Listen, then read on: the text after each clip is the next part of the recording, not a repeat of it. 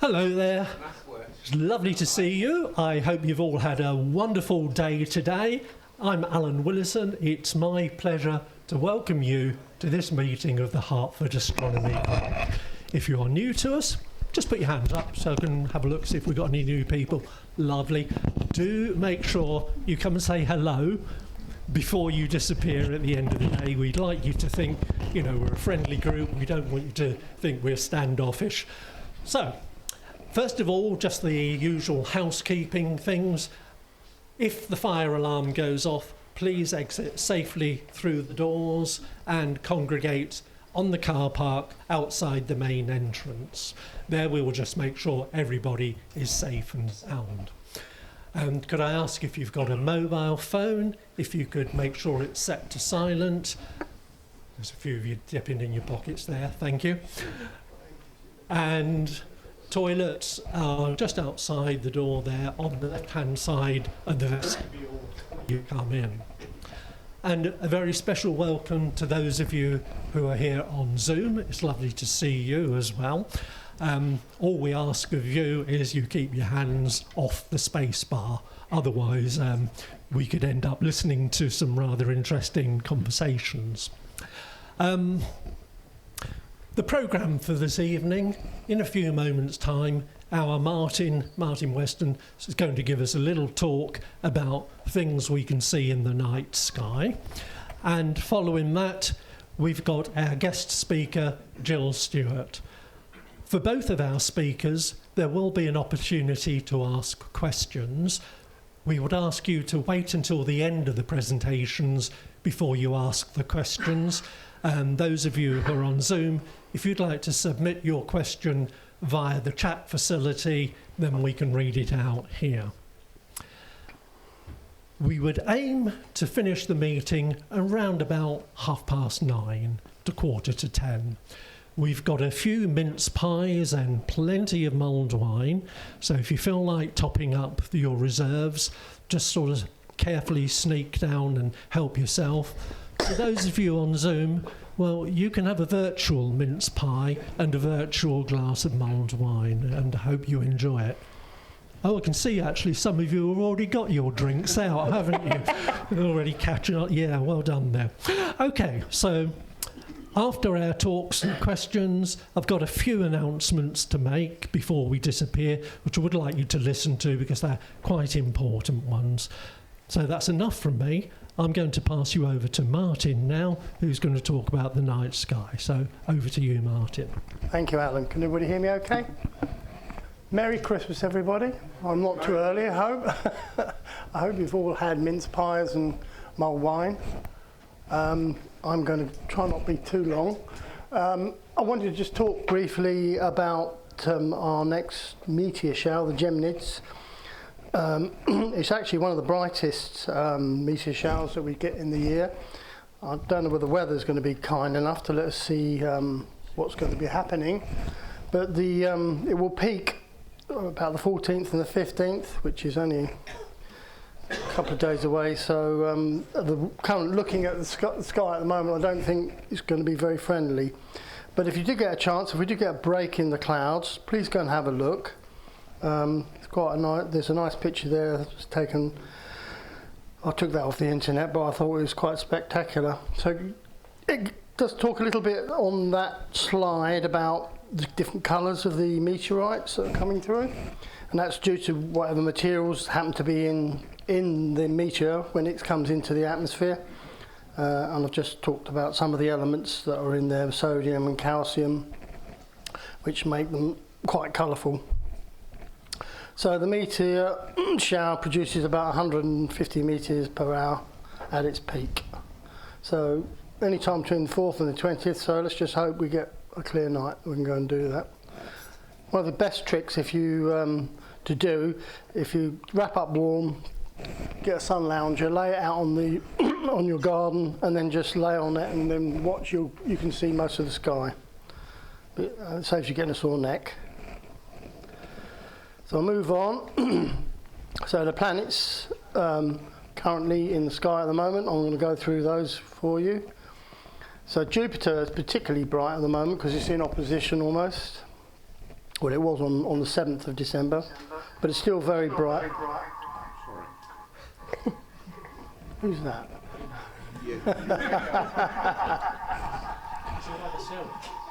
Yeah, it's my... It's like technical hits, there we go. So Jupiter actually is very bright at the moment, and it's quite high up, quite easy to see. It's in Taurus. Most of you know where the Pleiades are. It's just below there and slightly to the left, depending which way you're looking at it. In the Hyades, there's quite a reddish star in there, which I'll just show you on here on the next slide. So there we are. Quick point. So this is there's your Pleiades there. So if you're coming down, the star here, Aldebaran, and Jupiter's just above it, about there. So if you imagine this triangle here, but you can't miss Jupiter. It's one of the brightest objects in the sky at the moment, in the night sky. So that's where Jupiter. So a little bit of information there. There's a lunar occultation of Mars on the 18th of December again. Hopefully the clouds are clear, and let's have a little look at that, which obviously I've just explained is near the Pleiades. So Jupiter, this is imaged by one of our astrophotographers, Michael. So best to see on the 7th, well that's already gone, but it's still very bright. If you get a clear evening, do go out and have a look. It's in Taurus, I've just shown you that. And then that image does show the clouds very nicely, rather well. Mercury. Okay, so obviously with Mercury and Venus, you do need to make sure that the sun has gone down before you try observing these objects, because the sun, if you're looking directly at the sun, even when it's really low, it can damage your eyes. So do be careful. But Mercury, again, I said on the 6th of December, which is already gone, unfortunately, but it's still up for a while. So it's in the morning sky, so it's not getting light till about 7:30, 7:45, so it's not like I'm going to have to get up at the crack of dawn to see it. So on the 15th of December, it's shining at a magnitude of plus 0.6. Rises 100 minutes before the sunrise. So if you get a chance to go and have a look at that and we get a clear night, do so. Venus also is available for viewing. That's in Aquarius. So that's got a magnitude of minus 4, which is quite bright. Venus is on a par with Jupiter for bright. Its brightness is quite easy to spot. So so approaches eastern elongation on the 10th of January, or January 2025. So even going into the new year, we can look at Venus. Still beautiful to watch. Moving on to Mars. So the best to see this on the 31st of December. Hopefully we'll get some clear skies by then. It's in Cancer.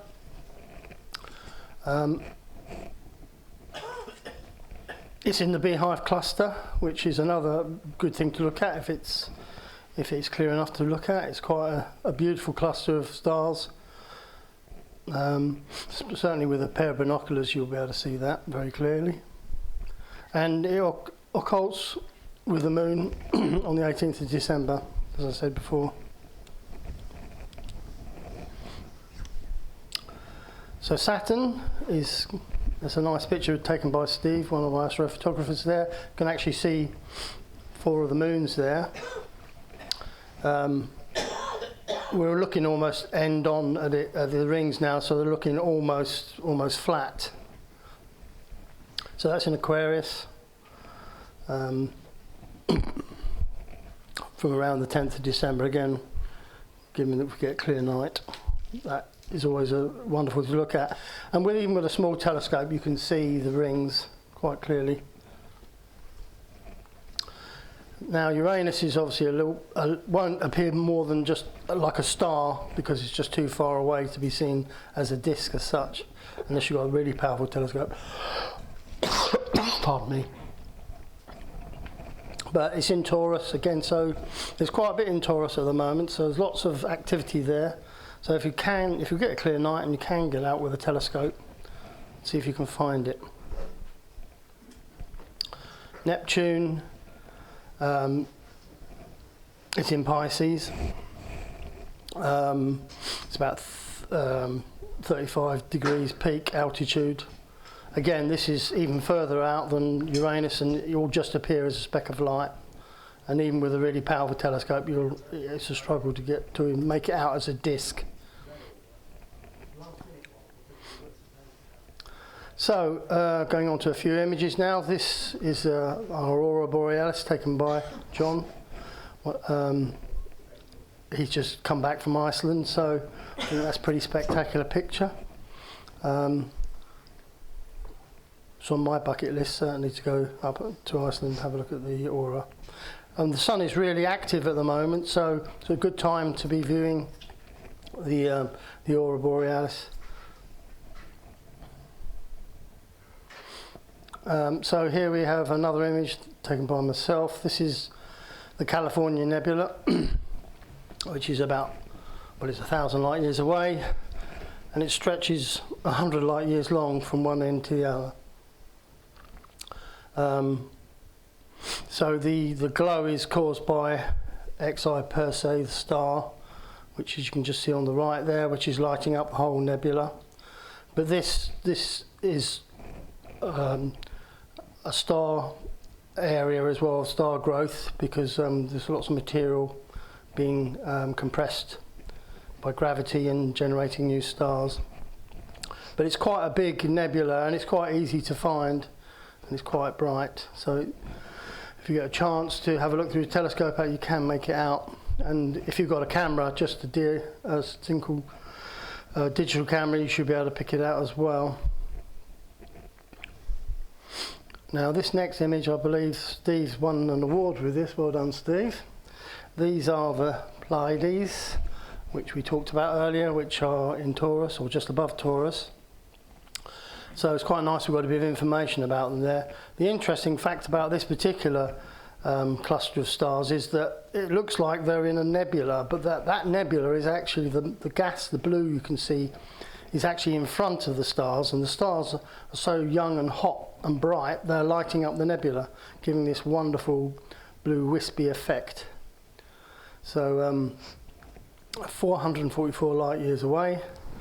They're amongst the nearest star cluster to us, and so they are very young stars. They're only 100 million years, which is nothing in galactic terms. You know, they are babies. This is a stellar nursery, really. So you can definitely see those with your eyes. Most people can pick that out because it looks like a little tiny mini plough. Next image. It's taken by Kevin, another one of our astrophotographers. This is the Pac-Man Nebula, and so he's brought the detail out, the dust clouds. The dark areas you can see in there is actually dust, where it's actually blocking out the light from the stars behind.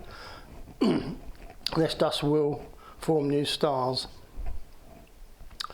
So that's part of the Perseus spiral arm in the Milky Way. Thanks for that, Steve. Kevin. This one here is one of mine again. This is a Horsehead Nebula, which is probably the most taken nebula by astrophotographers because it vaguely resembles the shape of a horse's head. But it's actually a cloud of dust, and the stars behind are lighting it up, so it gives this sort of luminous effect. So I've used a Hubble palette on this to try and bring out the detail a bit more, see a bit more detail in the cloud. And so it's in Orion. So if you know where Orion's belt, the star on the lowest part of the belt is just above where this is. But you can make it out in a telescope, but it needs to be a very dark night, I would suggest clear dark night and knowing exactly where you're looking. And that's approximately 422 parsecs, which is 1,375 light years in old money. And that is it.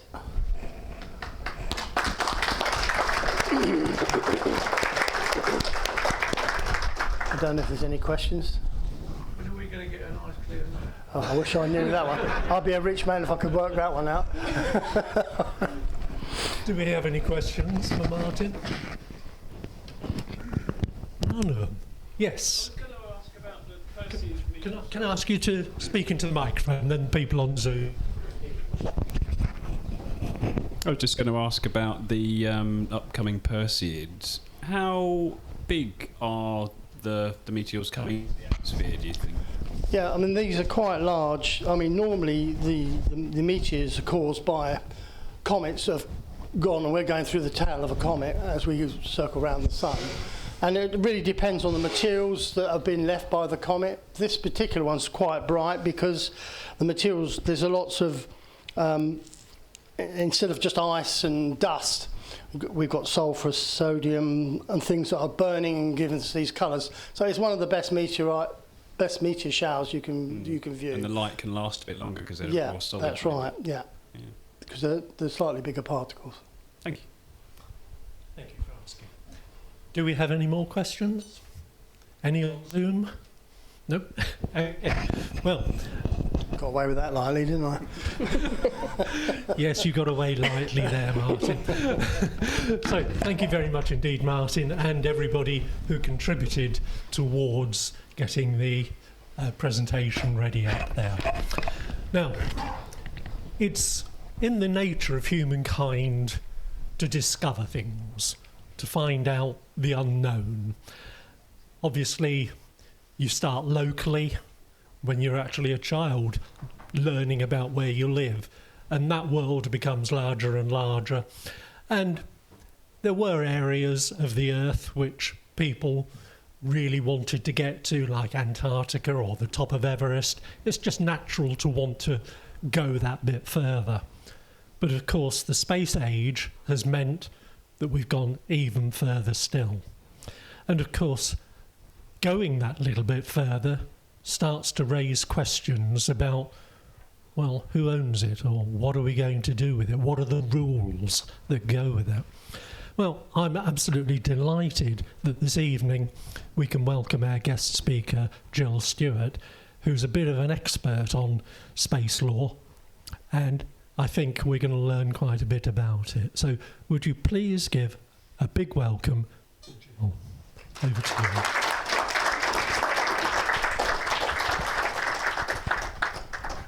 Yeah, thanks very much for having me. It's a bit of a quirk that I can guarantee everybody in this room knows more about astronomy than I do. Sorry, I realized I was supposed to stand there. Do you want me to? Okay. You probably all know more about astronomy than I do. And I love the photos and to learn about astronomy, but it's not my area of expertise. My area of expertise is in the politics, ethics, and law of outer space exploration and exploitation. And although I was interested in space as a kid, actually I came at this topic more from the politics, from the angle of politics. And I think it's because space has always fascinated me by the way it taps into the extremes of the human experience, as Alan was just talking about. So the sort of noble desire to explore, to advance science, to discover our collective identities, figure out where we come from. And on the other side, the cauldron of politics and geopolitics and competition and trying to achieve the military high ground. And so that's really how I first started to get into the topic when I was an undergraduate. I've been told I need to click back to advance this. Not working. I'll just do from here. So I'm an academic based at the London School of Economics. I've been at the LSE for 23 years. I'm also on the board of directors of an organization called METI, which is Messaging Extraterrestrial Intelligence. So that's another area that I work in. I was the editor-in-chief of the journal Space Policy for 5 years, which is the main academic peer-reviewed journal that works at looking at space policy. So that's sort of my background. And what I want to talk to you about today is to give you a historical overview and context of space politics, space exploration, and law. And my thesis is really that space exploration and exploitation often reflects Earth politics. I'm a little bit nervous because when I talk to people with a hard science background, I know that you are in it for the noble purposes. You like the exploration and the science side of things. And I kind of come in to talk about the politics of it. But I think it's important that we're informed as citizenry about where the governance of space has come from so that we know where it's going in the future and we can have an informed opinion about it. So I'm going to be talking about the past, the present, and then a bit about the future. But I want to start with this kind of in the middle, with this image, of course, of Neil Armstrong, 1969. Must be one of the most reproduced photographs of any other on Earth. Well, taken off Earth, but on Earth. And I would put to you who, when the US planted a flag on the moon, when humans planted a flag on the moon, did it mean that the US owned space?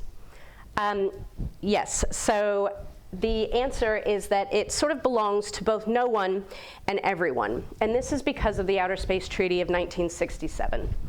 And this is the first main treaty that governs outer space. It's sometimes referred to as the Constitution for Outer Space, and it's been widely ratified by most countries around the world.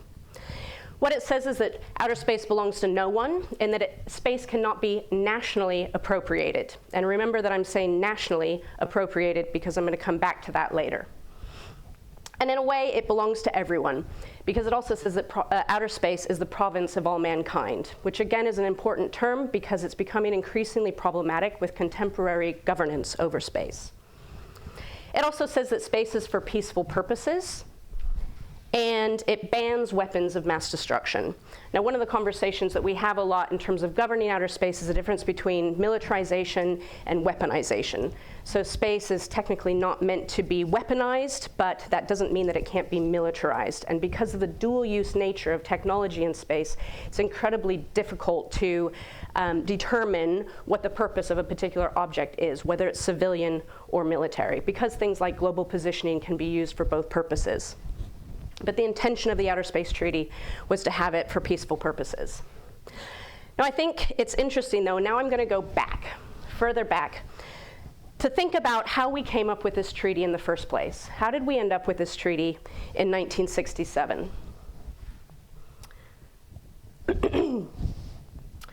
So again, this is something that you all will probably be more familiar with than I am in many ways. But really, although humans have long thought about having access to space for centuries through religion and spirituality and early science, it wasn't really until the 1920s when different scientists around the world were beginning to work on the ability to actually create rockets that would allow us to escape Earth's gravity. And I think it's kind of interesting that there were scientists all around the world in different places, particularly Russia, Germany, and the United States, who were working on this. And they tended to be self-funded and sort of insular scientists that were on occasion cooperating with each other as well, cross-nationally.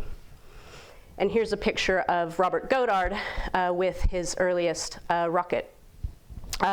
fuel-propelled rocket technology. And then we had World War II. And during World War II, it became apparent to politicians that these rockets had a military potential. So if a rocket can put a peaceful payload into space, it can also carry a missile and would give a country intercontinental ballistic missile capabilities. I don't think it's true, but there's a myth that Hitler said to some of the German rocket scientists, I don't want you to go to space, I want you to go to war. And so these scientists' projects were largely militarized, and this meant a huge injection of funding for them, which was good, and it accelerated the pace of space technology, but it was very much within this militarized guise. That's an image of the V-2 rocket. And then at the end of World War II, of course, we had the Cold War. So the bipolar competition between the Soviet Union and the United States. By the way, you can tell from my accent, I am originally from the US, but I've been in the UK for 23 years. So yeah, more than half my life now I've been in the UK. So it was in this context that mainly the United States and the Soviet Union, but along with their allies, went to the United Nations and said, we need to discuss how we're going to govern outer space. They set up, in 1958, they set up the United Nations Committee on the Peaceful Uses of Outer Space, which still exists, and said we need to have conversations about how we're going to govern space, which is what led to the Outer Space Treaty of 1967. But I think it's interesting to ask, why not leave space as lawless at that point? Why didn't they just accept that it would be anarchic, first come, first served, whatever happened, first mover advantage? But the Soviet Union and the United States both wanted to go to the United Nations to agree on some rules.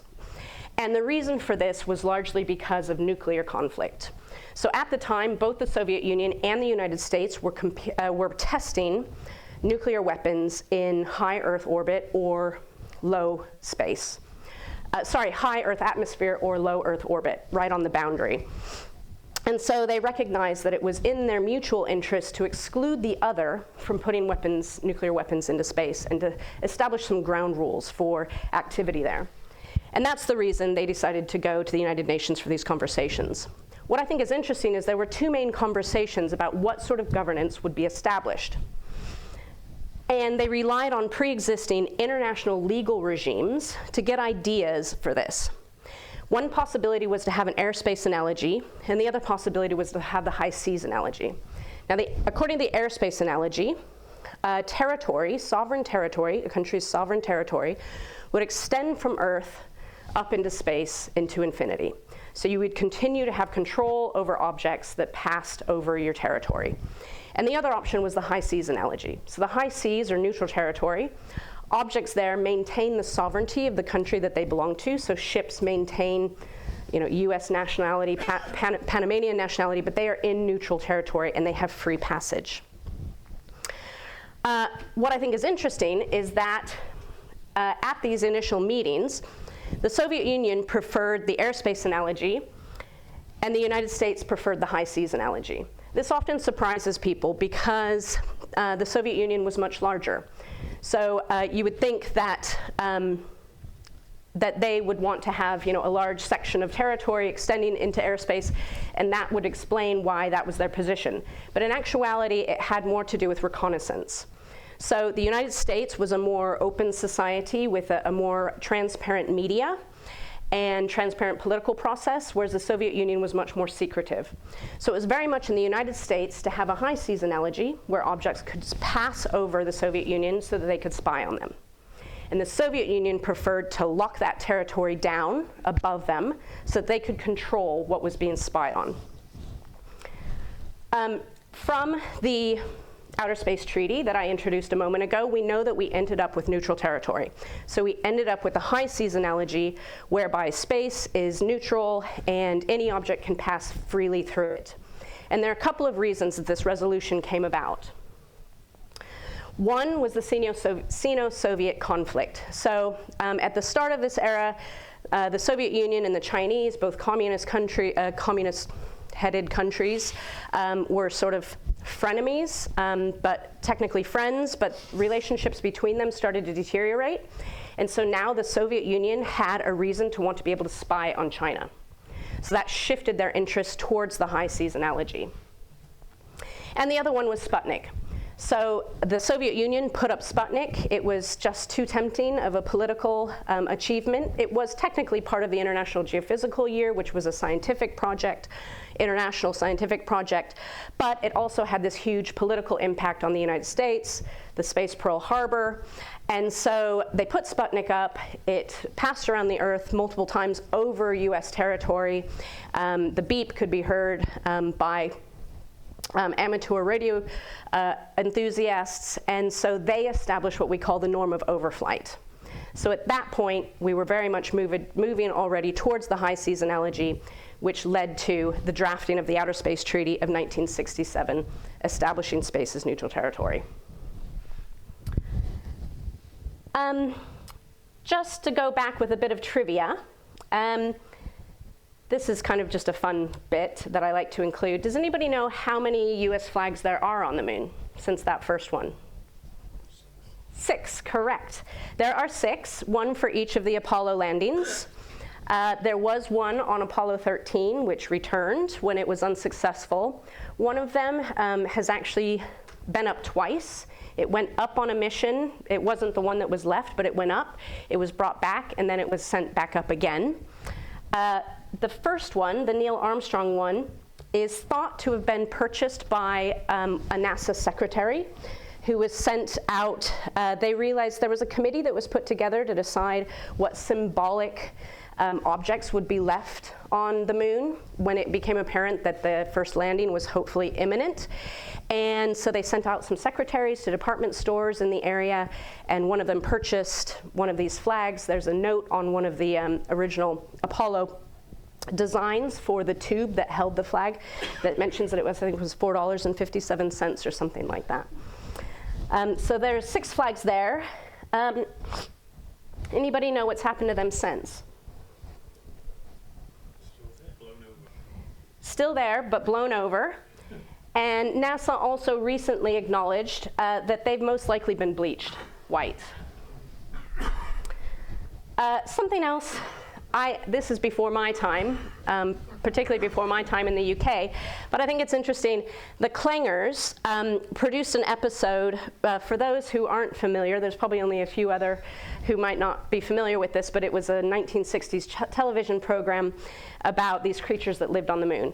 And in one of the episodes, an astronaut visits the Clangers on the moon. And it was right around the time when it was apparent that there was probably going to be a moon landing, but nobody really knew who was going to get there first, the Soviets or the Americans. So the design team for that episode combined the American and the Soviet flag into one flag to hedge their bets. By the time it aired, the Americans had actually already landed on the moon. It's also worth noting, it was discussed within NASA about potentially having a mixed flag with multiple countries' flags on it, or having the United Nations flag, but they decided on putting the United States flag there as a political, what's the word I'm looking for, propaganda move. Even though they knew, because the Outer Space Treaty was already in place, that it wouldn't constitute ownership. But that's been done before. The top of Everest has national flags. It's kind of a tradition for explorers to plant a flag without it necessarily meaning that you're determining ownership. Actually, I meant to change this. There are now 6 flags on the moon. Anybody else know what other countries have flags on the moon? China, India, Japan, Russia. No. The European Space Agency, not a country, but the European Space Agency. And then most recently, as a new one, Israel. The thing that's interesting about Israel is that was delivered by a private company, which I'm going to come back to at the end of my talk. I'm going to talk a lot more about commercialization and commercial entities that are active in space now. The other thing worth mentioning is that before the United States decided to land on the moon, they thought about nuking it. They thought that, ostensibly it was for scientific purposes, to see the way a nuclear weapon would impact the surface, to study the dust cloud, and so on. So it was scientific. But an added benefit is that the crater that it would create was thought to be visible by the human eye from Earth, so from the Soviet Union. This was a study that was done on the project this day, the United States government, that this study was undertaken, but you can find it on the internet. And they ultimately decided not to do that, to land on the moon instead, because they thought the American public would not approve of their government nuking the moon. And this, of course, is the plaque from July 1969. Here, men from the planet Earth first set foot upon the moon. And I think it's ironic because it says we came in peace for all mankind. This was the height of the Vietnam War at a time when they were dropping a huge tonnage of weaponry on Vietnam. Whether or not that degrades the sentiment of this plaque and its intention, you can make of it what you will, but I think it's interesting. There are a lot of interesting things that have been left on the surface of the moon, which I'll talk a bit more about. But I think the point is that it's in the interest of countries to deposit items of national imagery to promote themselves on the moon. So after the Outer Space Treaty of 1967, I'll go through these fairly quickly. We had the 1968 Rescue Agreement. This says that any person who goes into space is an envoy of all humankind. And so if they crash on Earth in the wrong planet, you have to be nice to them and send them home. A little quirk, the only astronaut really who's landed kind of in the wrong country, if you will, is an astronaut who was on the International Space Station. Actually, I think there were two of them who were from the Soviet Union when it disintegrated. And so when they came back, they landed technically in a different country than they had left from.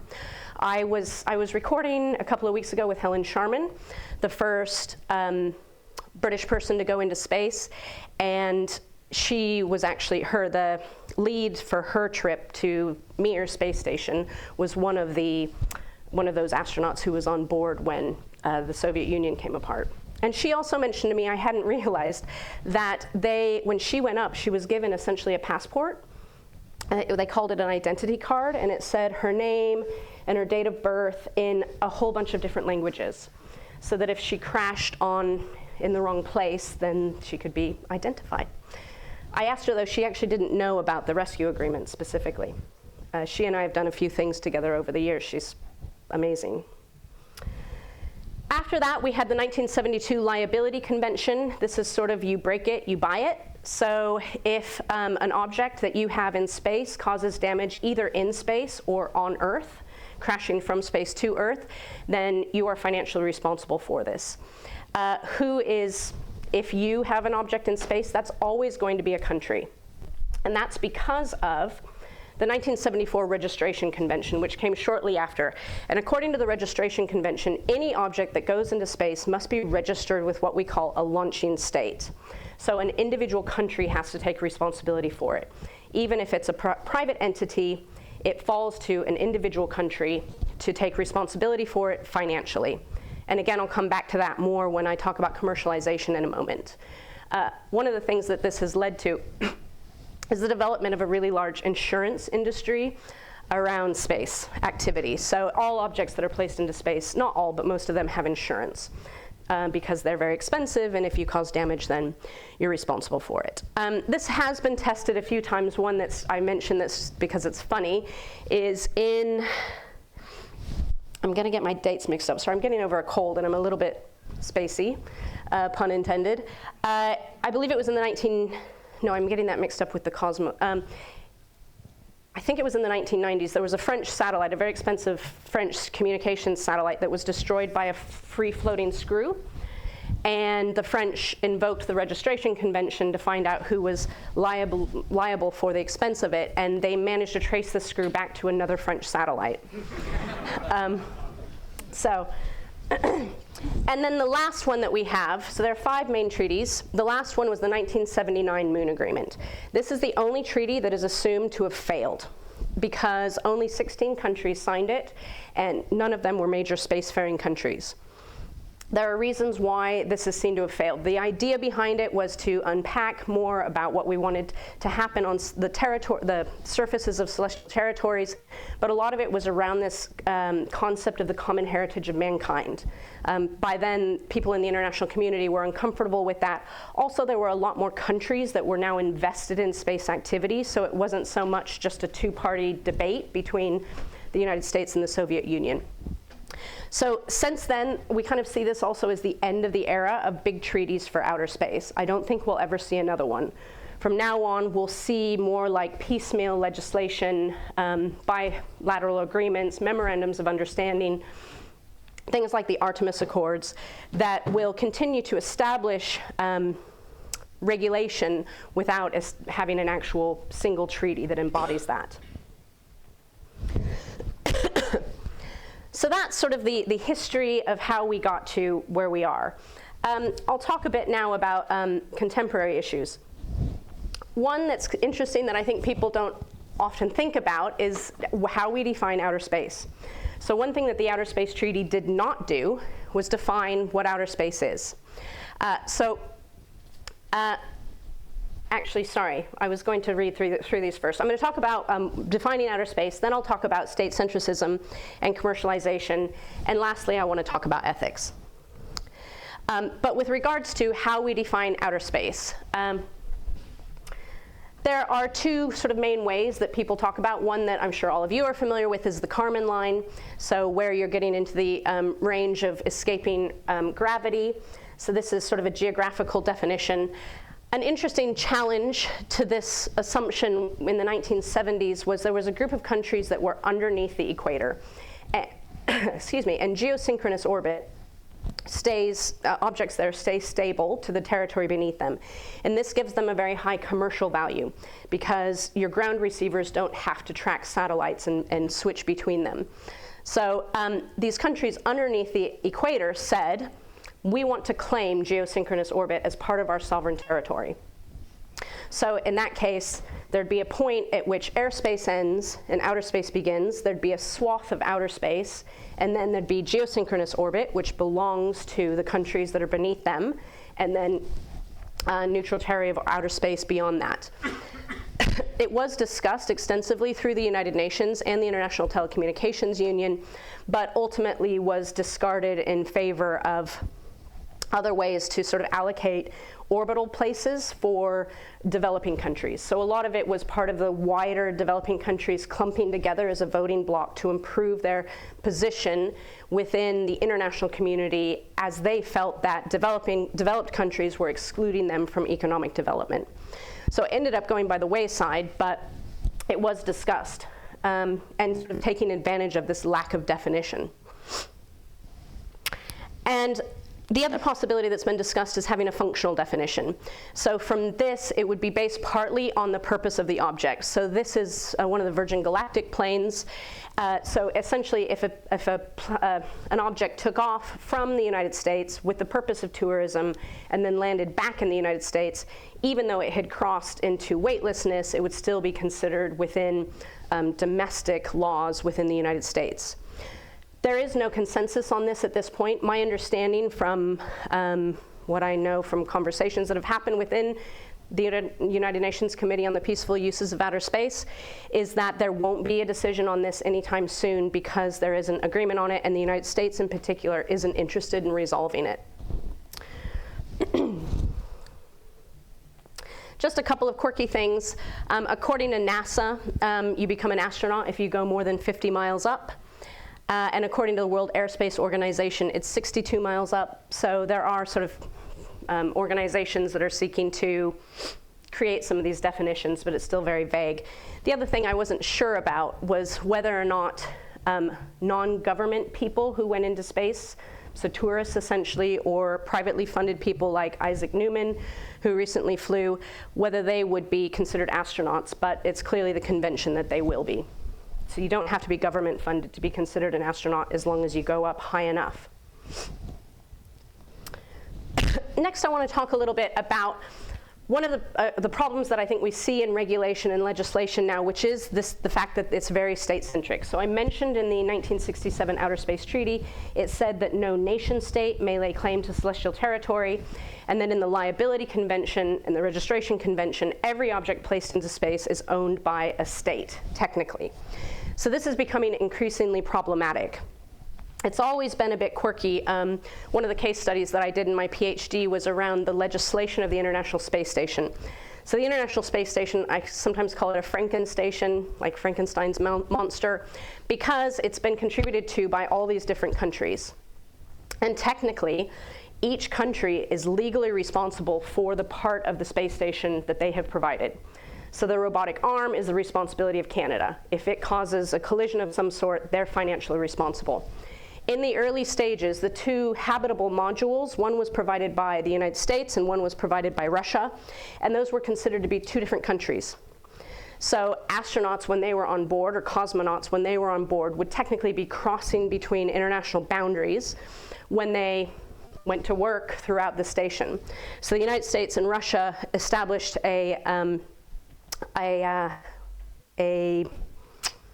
forget the phrasing for it, but essentially an exchange of liability where they agreed that they would treat each other's territory as their own and not prosecute each other if, for example, a crime was committed. But it just kind of demonstrates to me how we have exported concepts that we have, like state sovereignty, which are very terrestrially based, into outer space, and how often that works, but sometimes it doesn't. Some of you may remember, for a while I used to get asked about this all the time when I was doing public speaking, not so much anymore.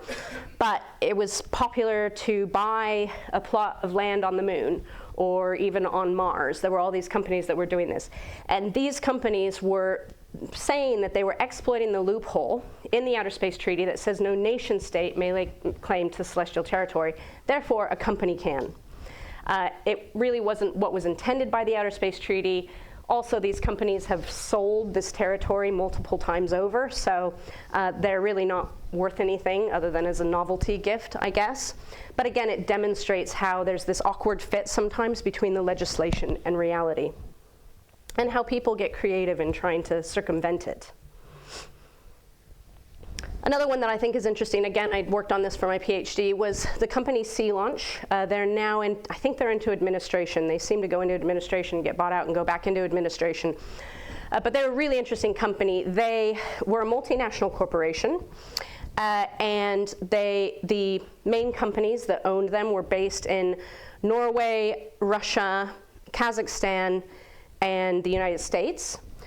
They were domiciled for tax purposes in the Bahamas. And the rockets that they used were old Soviet military rockets, reappropriated, and the payloads, the satellites on top, were all privately purchased.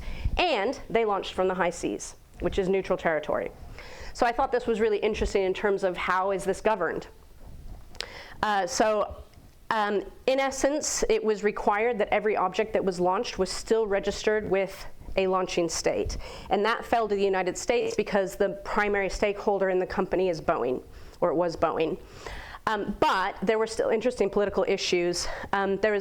They would fill up this oil platform out on the oceans where they wanted to launch the rocket from. Of course, being at sea has the advantage of you're reducing the chances of somebody getting hurt if it crashes, and also you can place it near to the equator so you can lift heavier payloads for less expense.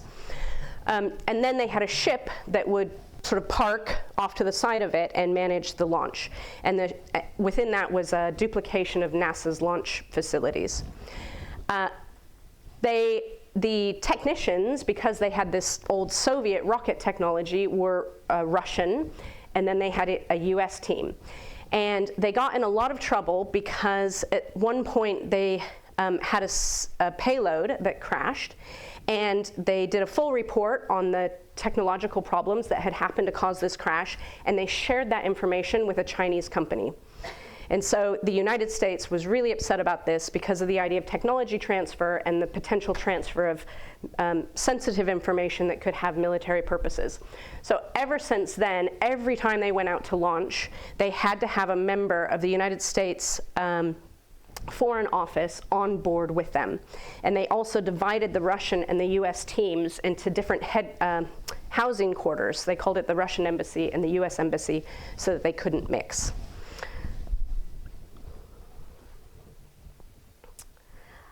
Okay, so commercialization. This is something that when I first started working in this area, I never got asked about, but I get asked a lot about it now, with good reason. For one, there's a massive increase in the number of objects that are going up. You can't probably see this in too much detail, but you can certainly see the spike. So we are seeing an exponentially higher number of objects that are being placed into space.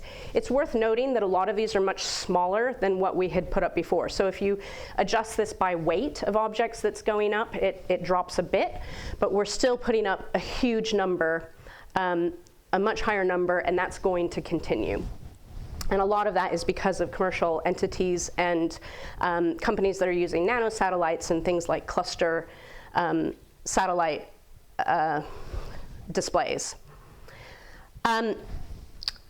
Then there's also just an increase in the number of countries that are space capable now. So we kind of divide countries' space capabilities according to whether or not they have rocket capabilities, so launch capabilities, which of course the UK is getting close to now with their spaceports, countries that can build satellites, or countries that simply buy space infrastructure off the shelf. But regardless, most countries now are invested in some level of space infrastructure, and so there just simply are a lot more countries that are invested. But we also have a lot more companies. One thing I would mention is I think people think of space commercialization as being something that's really new. It's actually been around since the 1970s. The first commercial space satellites were sent up in the 1970s. In the 1980s, Ronald Reagan in the United States pushed a lot of research and development to the commercial space sector as part of his sort of reducing government investment. So I tend to say that it's been more of an evolution than a revolution. It's something that's been happening for a long time, but it's certainly gaining momentum now. But the other thing that complicates things is that very rarely, I think we tend to see commercial and government actors as being a dichotomy, two separate things. But in reality, there's a lot of overlap between them. So in my research, I call this the hybridization of actors. So things like SpaceX, who everybody says are a private company, but a lot of their funding comes from the US government. So it's really hard to disentangle what exactly we mean when we talk about commercial space versus government space. This is just a sample of some of the many companies that are involved now, even universities that are able to afford launching because the cost has come down so much with the shrinking of shrinking of payload sizes. And then this leads into my next slide, which with regards to commercial entities, the next question really is about next steps such as mining and potentially setting up bases or things like hotels or tourism. Because of the Outer Space Treaty, technically you can't own any part of outer space, but there are a lot of discussions about extracting resources for various purposes. In line with this, remember I said we won't have any more major treaties, but we have these smaller pieces of legislation that are starting to be put in place. In 2015, the United States passed the Commercial Space Act, which says that American companies can claim resources extracted from outer space. It's been controversial for obvious reasons, and it was unilaterally put in place, so I'm not sure that it would sort of hold up. But that was passed. Luxembourg followed suit with a similar piece of legislation, and there are other countries that are looking at passing these sorts of things. But that leads on really to the next thing that I wanted to talk about, which is ethics. And in particular mining. So there is a lot of discussion about mining. People talk about mining asteroids. You see these companies crop up. They make the news because they're kind of a sexy story, but then oftentimes they kind of disappear. My personal opinion is that mining from asteroids is not going to be viable anytime soon for a couple of reasons. It's incredibly expensive. Secondly, if you bring those materials back to Earth and flood the market, then you're increasing supply, which decreases demand. So I think that that's much further off, still interesting, but more relevant to my mind is the use of mining and use of resources in situ. So using resources that are mined in space on site, and in particular on the moon.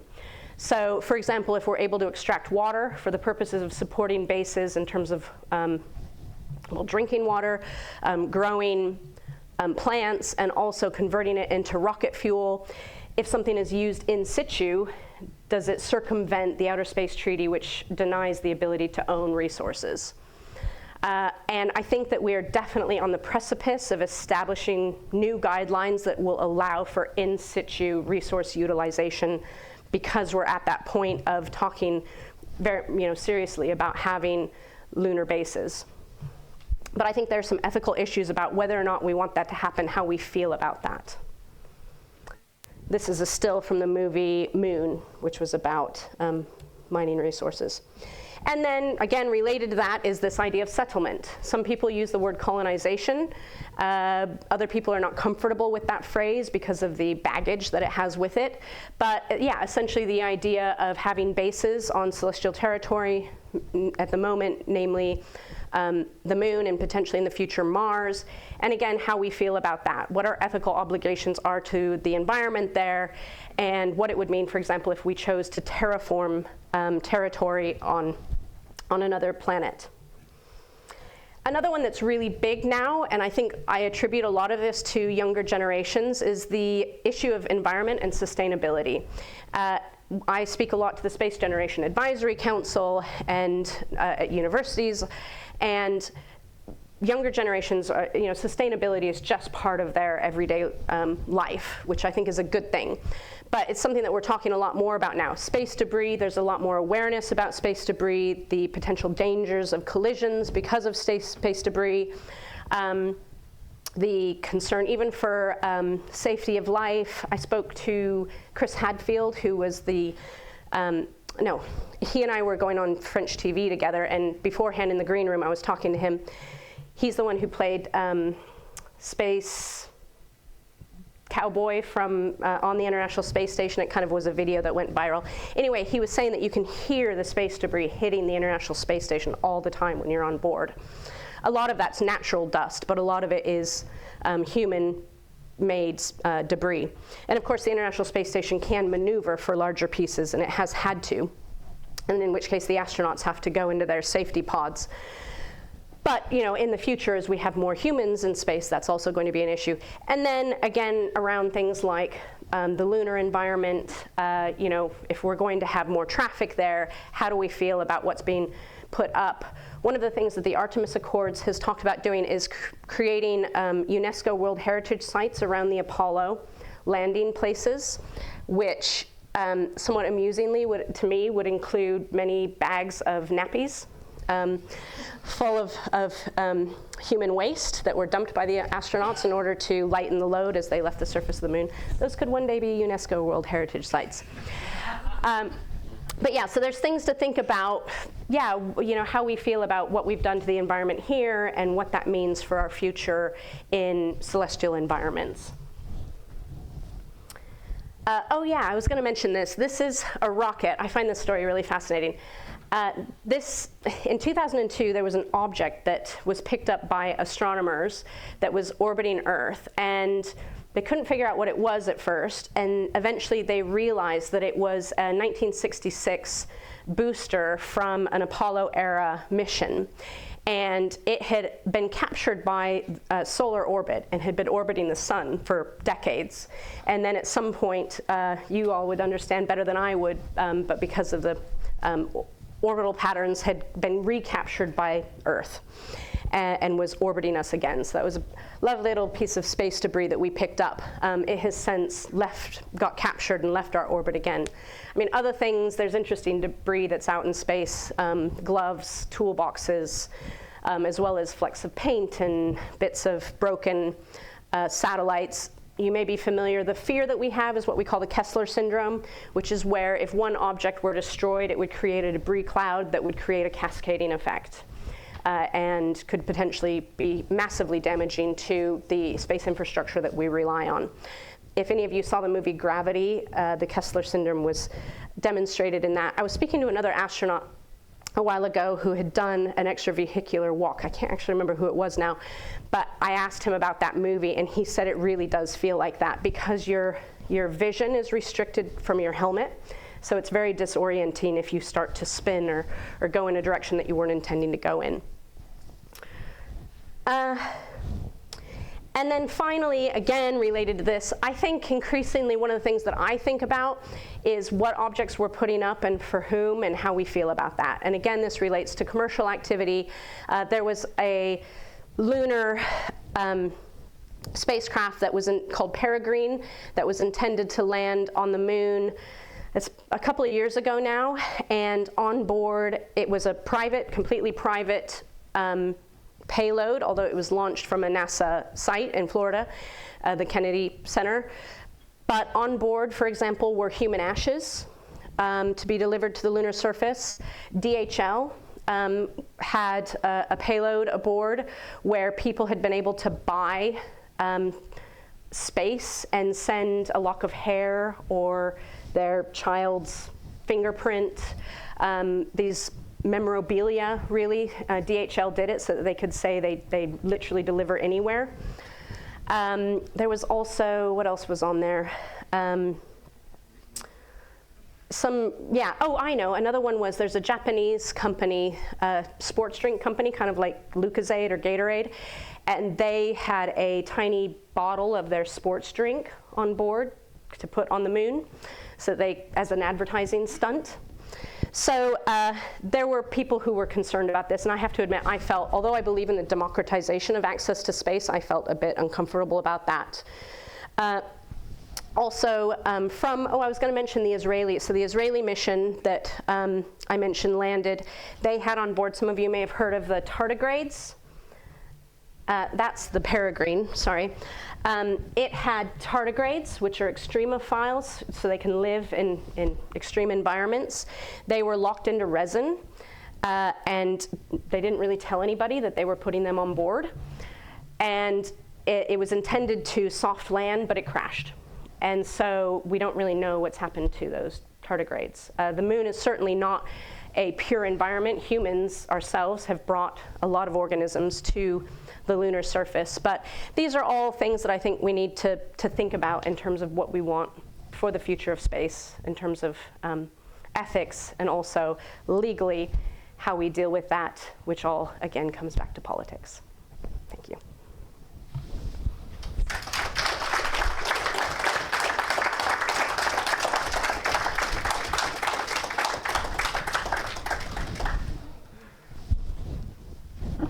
Wow, what a fantastic talk that was. Is it true that every have delivered to the space station, but they just threw the package down and... Put it behind the bins. That's it, put it behind the bins. Threw it over the gate, didn't they? Right, I'm sure we must have a few questions there from the audience. Right, first of all, let me take the microphone.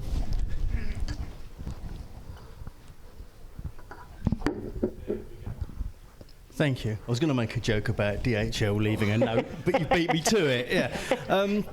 But I can't remember the name of the project. There was something a little while ago where an asteroid was moved. It was part of a test to see, I think, if you could deflect...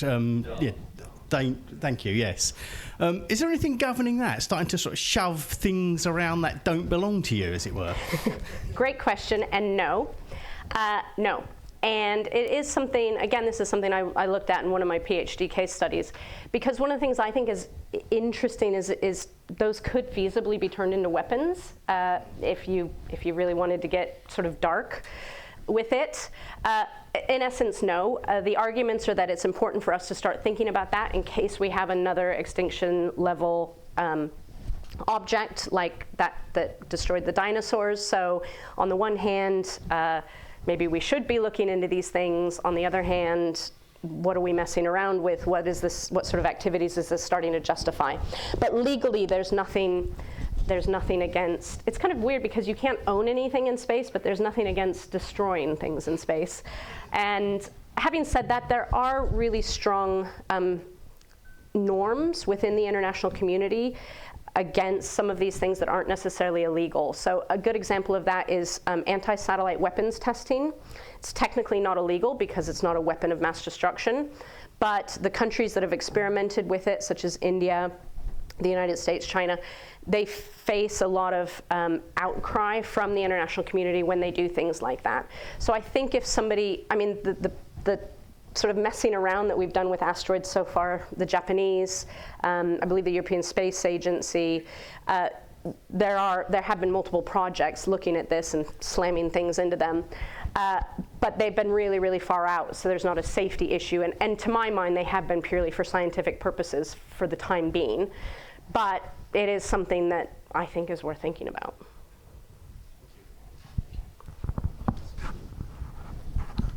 A short while ago, there was some talk about a UK satellite which had actually moved its position, but no one knows who actually did it.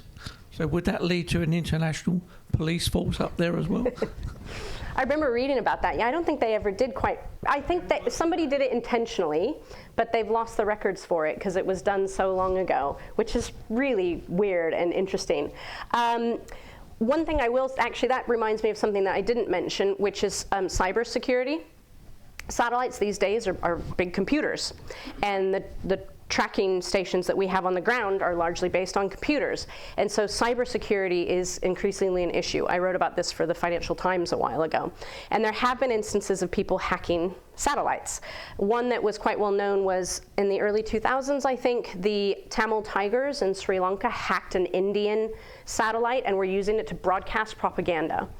I can't remember if it was a government or a private Indian company that owned it, but they didn't notice for like a year, because I can't remember, I think they weren't using it, or it wasn't interfering with what they were using it for. So it took them a while to realize that it had happened. What worries people is if a satellite that has maneuverability functionality were to be hacked. And this has happened once to a NASA satellite. There was a NASA satellite that could be moved, and it was hacked, but only for about 7 seconds, I think, and they didn't move it.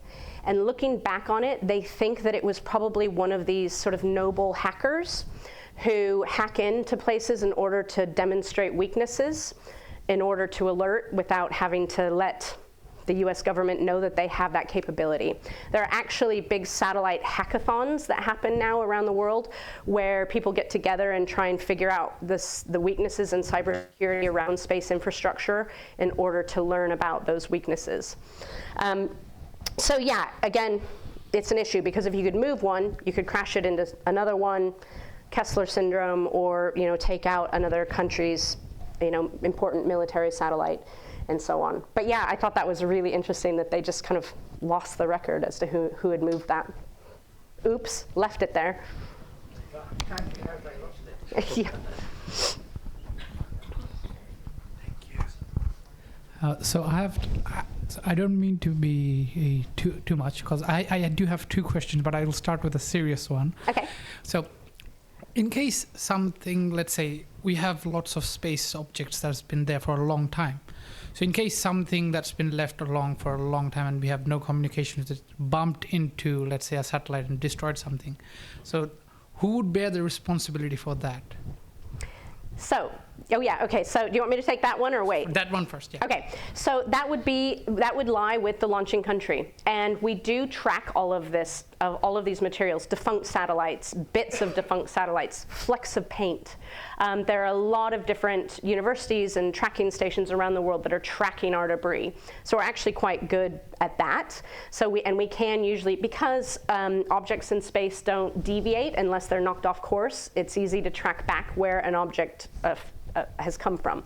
So yeah, so it would be the responsibility of the launching state. One thing I will mention is that there's a lot of debris up there. But newer satellites, largely because they want to bring their insurance costs down, tend to have deorbiting end-of-life capabilities. So even though we're putting more up, we're better at bringing stuff down. So that doesn't mean that all of it's coming down. It's definitely still an issue, a concern. But a lot of what's up there is sort of legacy materials.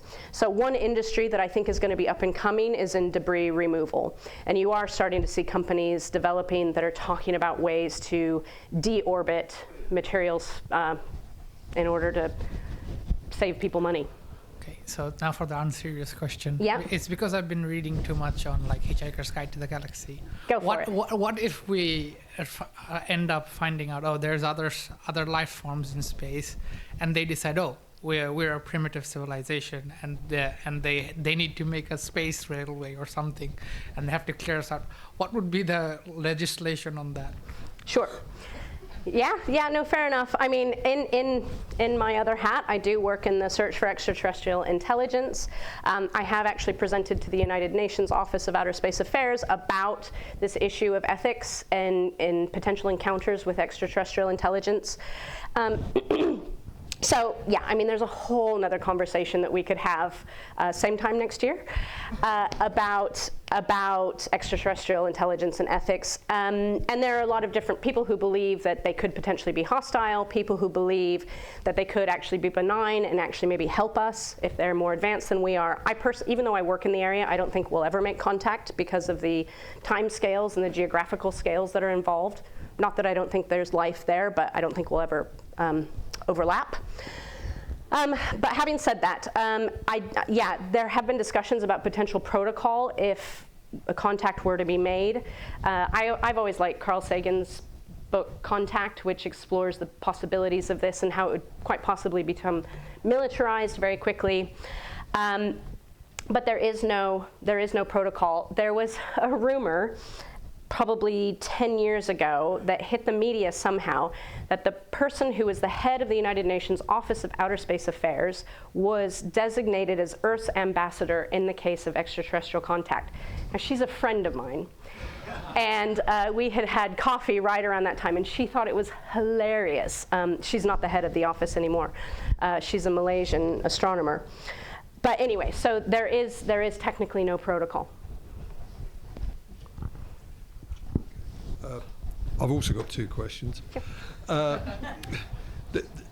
first one is there's been a lot of sample return missions, like Apollo was, Hayabusa, there was it Bepi Colombo? Who, under the law, who owns the material that's returned to Earth? Yeah, great question. So this is one of the areas where there's kind of a caveat for what's been returned. I believe Apollo returned something like 1,800 pounds of moon rock. And things like tree seeds that were taken up and brought back and so on. The way I see it is, so technically it can't be owned by anybody, but I see an analogy with the high seas where certain, like whales, for example, can be killed and collected for the purpose of scientific research. So there's kind of a loophole there. Of course, Japan now is exploiting that by whaling for scientific purposes. And I could see the potential for a country trying to do that to justify it. Another interesting example, many years ago now, the head of the Chinese Space Agency said that they were going to start mining the moon, but reassured the world that it was for the common heritage of all mankind, kind of suggesting that they would equally distribute the benefits of it. They were nowhere near having those capabilities at the time. It was a propaganda stunt. But So yeah, up until now, the amounts of objects of material that's being brought back, I mean, there was some brought back from an asteroid recently. China has had a return mission from the far side of the moon, are small enough that they haven't really raised concern within the international community. Also, to be fair, the scientific community is very good at sharing. So oftentimes when materials are brought back, they'll be shared around to universities around the world. Many years ago, it was the case that if you look at peer-reviewed papers that have authors from more than one country, space science was the most internationally collaborative discipline of all academia. So space scientists do tend to collaborate. I mean, there's geographical reasons for that. It's beneficial if you have people on different sides of the Earth so they can see different sides of the sky.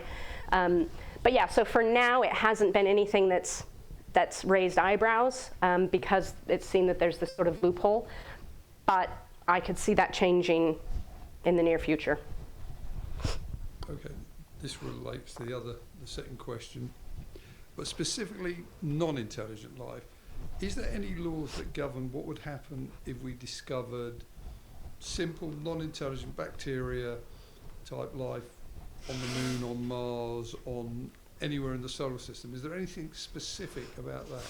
No, and that's something that concerns me. I mean, the argument that I've put forward is that without necessarily saying how it should change our behavior, I think that we should have sort of a scale in terms of territory that we encounter, whether or not it's confirmed dead, in which case it may still have intrinsic value, like the moon, but then the next level up being microbial, next level up sentient but not intelligent, next level up intelligent, and then within SETI, a lot of people actually talk about a category above that, which is some sort of hybrid robotic and human. If they were to advance in the same trajectory that we're going of blending ourselves with technology, they might be largely robotic. So I think we should sort of consider the environments that we're interacting with based on the type of life that might be there. One of the ways that this has come up a lot is with regards to terraforming Mars, if we do find life there. The other issue is with regards to contamination. So everything that goes into space is decontaminated, sterilized before it goes out. Helen was telling me about how she got all wiped down before they put her in her suit, and then their suits are wiped down, and then the spacecraft is wiped down. Of course, then it goes through the fire, you know, I'm sure not much would survive on the way up there. But, and then once everything returns, it's decontaminated again, so that we can ensure there's no forward or back contamination, cross-contamination. But, you know, if there were, for example, microbial life on another planet, yeah, there's two issues here. First of all, could it be dangerous to humans, but also could we be dangerous to it? But there's no laws. There's increasingly discussions about this. The COSPAR, the Committee on Space Research, is one of the organizations that has a lot of discussions about planetary protection. And so they're looking at these sorts of things.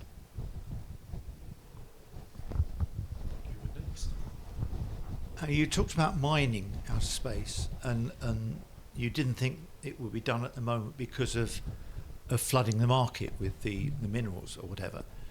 What's to stop a company from going ahead and doing it while there's little law about it, and then stockpiling those materials the way they do with oil and the way they do with diamonds?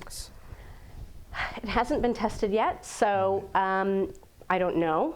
I mean, they would have to have the technology to go up, get enough of it. I guess part of the question then is, do they bring it back? Some people say if you bring, actually this relates to the previous question as well, if you bring it back, then does it cease to be celestial territory and therefore can be appropriated and owned? I don't think that would be the case, but, or if they sort of stored it in space. There are also other things like developing vaccines, and manufacturing is another big area where I think there's going to be a lot of commercial viability. So who has the rights to that? Some of that would fall within international copyright law, property law, and so on through all the UNCTAD and all of those organizations. But what would stop them? Again, I think part of that would depend also which country it had launched from, or which country had taken responsibility for the launch. So one thing that I think is interesting that I found in my research is that there's no international police, and that goes for all international law. It's a problem with international law. There's no enforcement mechanism. But countries have, for the most part, tended to adhere to the treaties that we have in place. And when they circumvent them, they try to justify their actions within the language of that law. So for example, China saying that they would mine for the common heritage of mankind. And in my opinion, that's because most of the countries that are space capable at the moment are invested in continuing to be seen as legitimate within the international community. So space activity is extremely expensive, and it's very high tech, so there's not that many countries that have strong space capabilities. What I think will be interesting is as the price point for space entry lowers, and through things like hacking satellites, if we start to see rogue entities that have space capabilities. So at the moment, let's say a Canadian company goes and mines a bunch of resources and manages to bring them back. Their spacecraft will have been registered with the Canadian government. The Canadian government is ultimately responsible for their activity. And so I think that, as happened with sea launch, the government would come down on them for that. But if we get to a point where, I'm trying to think of a country like, I forget, there's a country, because one of the other things I think we might start to see is the equivalent of flags of convenience. So ships on the sea can sort of buy a flag from a country, and that country will turn a blind eye to the activity that's happening on board that ship. I think we could start to see that. So you might start to see something like, I can't remember the countries that, it's not Sierra Leone, maybe Kenya, I can't quite remember, but they will essentially sell their flag. So if we start to see... Well, Panama's another, yes, exactly. So I could see Panama selling, registering a space object with the United Nations registration list. in order to allow that company to do what they want. But right now, I think, again, because of the expense involved, we haven't seen that yet. Okay. And the other thing, you talked about the UNESCO World Heritage idea.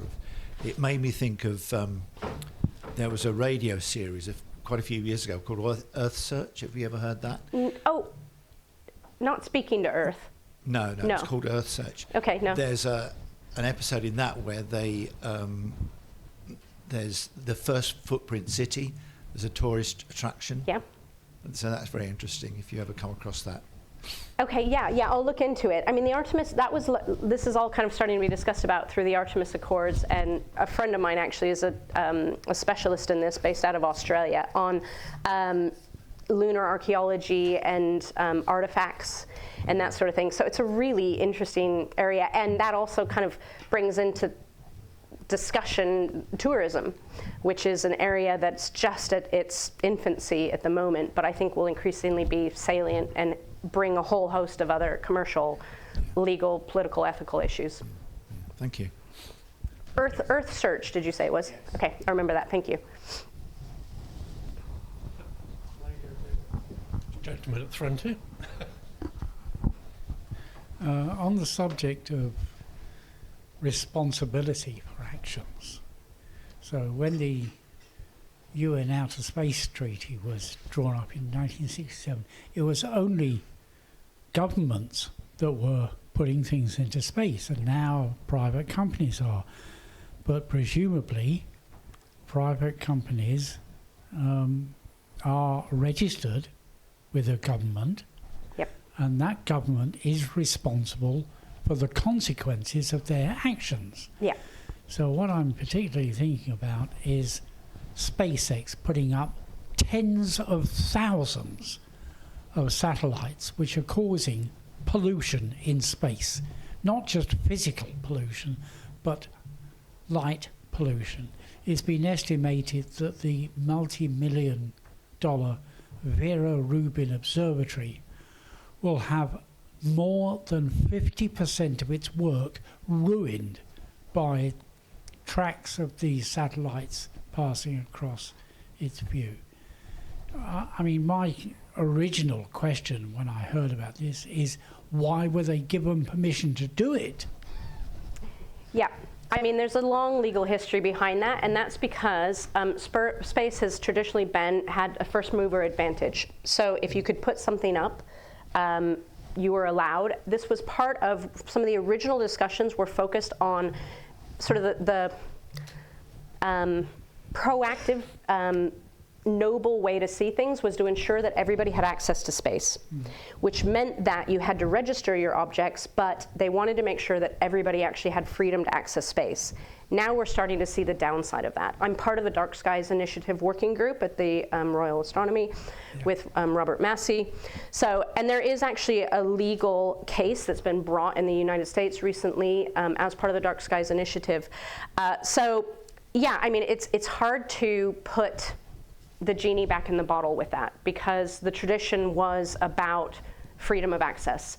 And part of that was sort of ensuring that, oh, we're not excluding developing countries. Again, it was sort of a noble thing. We want to make sure that everybody has access. But now that has some real downsides to it. The Bogota Declaration that I mentioned in 1976 was one of the few times that they tried to reel that back in. And there were some minor victories there, I suppose, if you want to say. So through the International Telecommunications Union, which registers orbital slots and also monitors the radio waves that satellites use so that they don't block each other.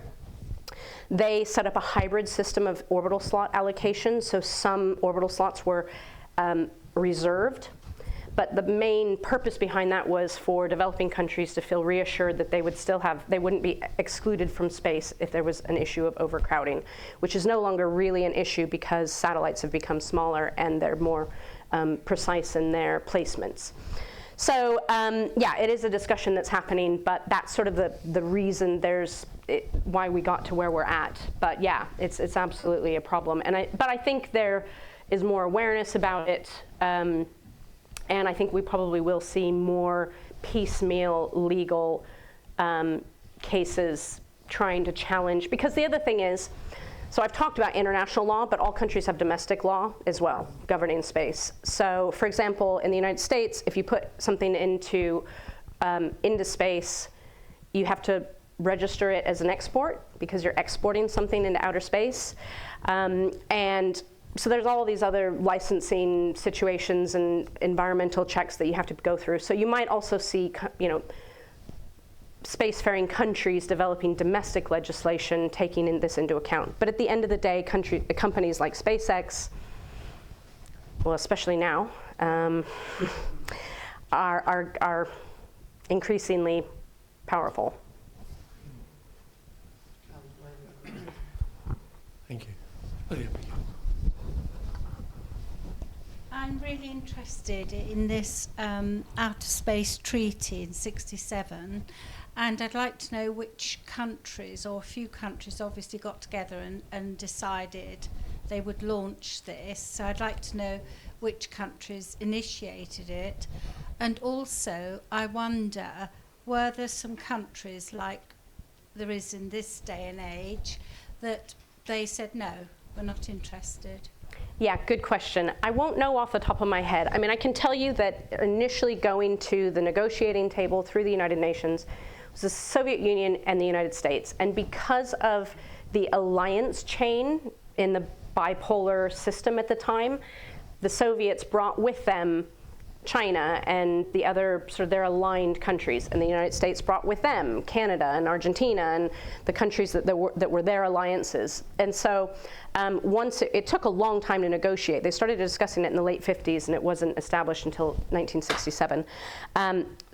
But during that time, a lot of countries were brought in on it, and again, it was widely ratified. There are some countries that didn't sign up, and a handful of countries that still aren't signed up today, but I don't believe any of them are spacefaring, and they tend to be countries that you get into this messy area of what defines a country. So like, for example, Turkish Cyprus, which isn't internationally recognized. I don't know that they're not signed up to it, but you have, if you look at the list of countries that aren't signed up, a lot of them are those sorts of, I don't want to say quasi-countries, but countries that have a vague legal status within the international system anyway.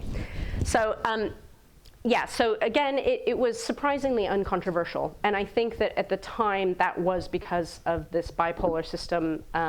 There were very few countries that were not caught up in these two alliance chains. And if they were, they probably weren't thinking about outer space at the time because they were marginalized. It really wasn't until the Moon Treaty of 1979 that you saw countries sort of standing up and saying, we're not signing up to this. And that's partly, I think, due to geopolitical changes, the cooling of the Cold War, and also countries learning more about what space infrastructure would mean and all sorts of various issues. But yeah, the main treaty itself was, once it was in place, it was widely ratified. There's a copy of it in Richmond, actually.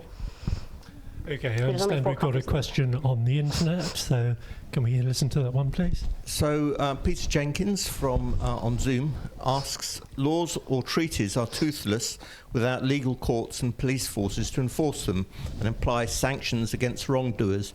What are the courts? Where are the courts and police, and what are future plans?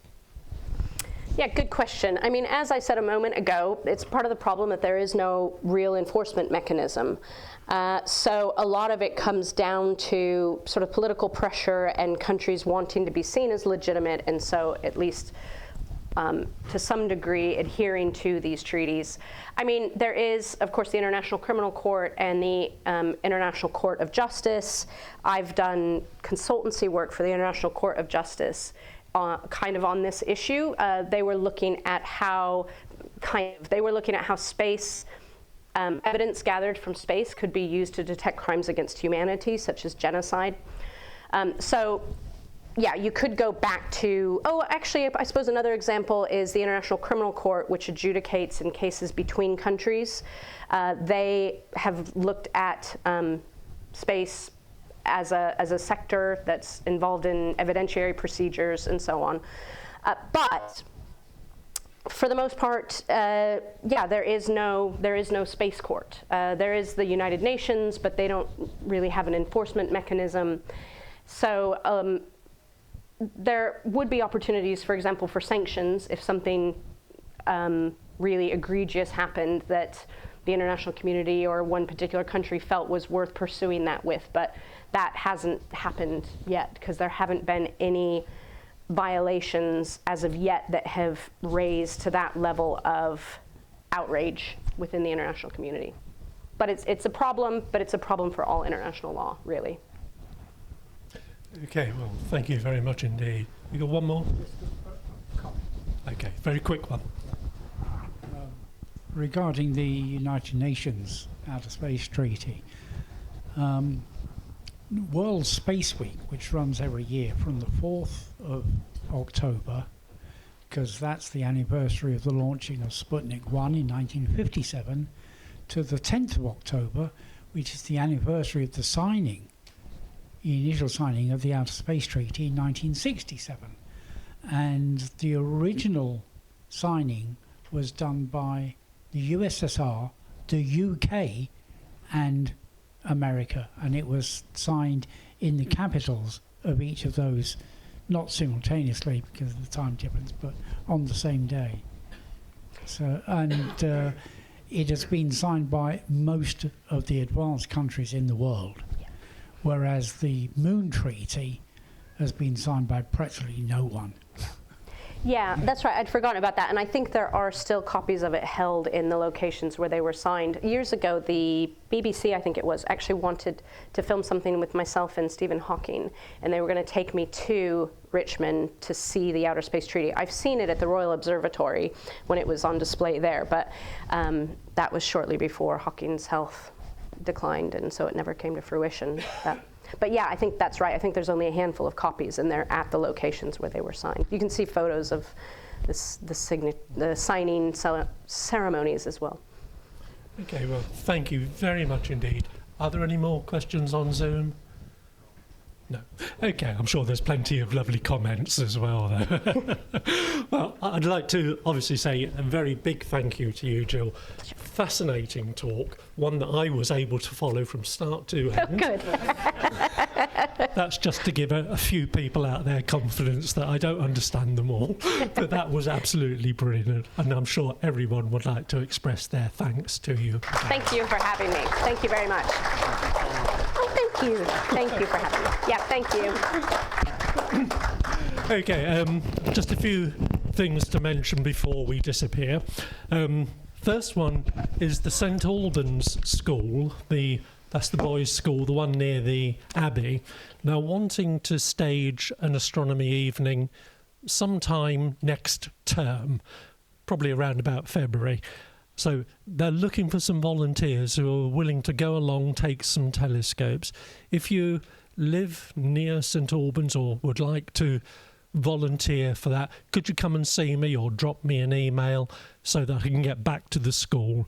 It's one of those events where they would just appreciate a little bit of extra knowledge on the ground there. I'll put you in touch with the teacher concerned and you can make the arrangements. So that's the St Albans School for Boys. As I say, the date isn't fixed, so if you can be flexible, I'm sure they would like to accommodate us. Our next event here is on January the 8th, when Martin Lewis will be giving us a talk on planetary imaging at the edge. So that again sounds a fascinating talk if you're interested in considering perhaps getting into astrophotography. This might be the place to start. Martin is a local chap, lives over in St Albans, so he hasn't got far to come. Who knows, we might be able to persuade him to go and help with the school. The Institute of Physics have their next talk on January the 29th, when they have Nick Evans giving a talk on quantum gravity. Yeah, I don't understand it either. Details, reservations, you can find the details on our website under the IOP tab. Also, another date for your diary. It's now confirmed that Hertford are holding their Dark Sky event on the 1st of February, Saturday, the 1st of February. It's a good evening. There's plenty of things, plenty of objects in the sky to be looking at. And again, we were well represented last year, and they really enjoyed our presence there. So as many of you as possible, if you can come along, bring a telescope, let people see what we can do with them. Even if it's a bit cloudy, we've got the technology now to be able to show planets even when it's cloudy. So we've got a few mince pies down here. Please, please, please come and eat them. There are some gluten-free, vegetarian ones. You know, if you know somebody who would want them, take them home with you. There's still some mulled wine over there. If you don't drink it, you know where it's going to go. So please help us out with it. Don't be shy, right? So the last thing to do is to wish you a Merry Solstice and a Happy New Year. Oh, there are some free gifts for you. Loads of magazines out there. Sky at Night ones. I think there's the something or other society, but please take them away with you. Take as many as you can carry. Again, we don't really want to take them home. Like I said, Merry Solstice, Happy New Year. See you next year.